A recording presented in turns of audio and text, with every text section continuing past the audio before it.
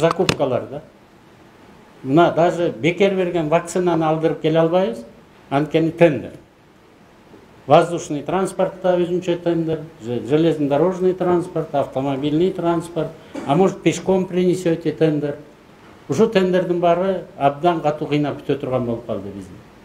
Мына 1,5 миллиард сом акча бөлүп бердик эле, Госматрезерв эмгиче будайды алып келе албай атат. Анткени биздин внутренний процедураларыбыздын баары тендерлерге келип такала берет экен.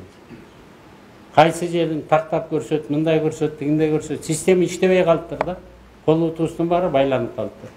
Ушул закупкалар боюнча дагы биз ордуна келтирели деп атабыз. Анан мына бизнеске карыздары боюнча такыр жардам бере албай калыптырбыз.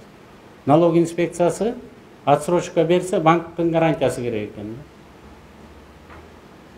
Мына мен начальник недоимки болгон. Директор налоговой инспекции имел право, чтобы сохранить бизнес, дать отсрочку на любую сумму. Да? Самая большая трагедия у нас по Джунде произошла, нефтеперерабатывающий завод.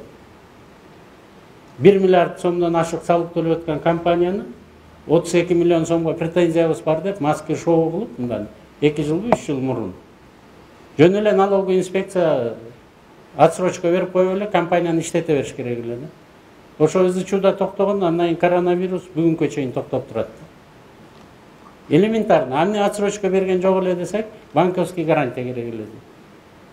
Банктар гарантия бербей коюптур ал убакта. Мына ошондой ыкмаларды караштырайлы деп атабыз азыр бүгүнкү күнү.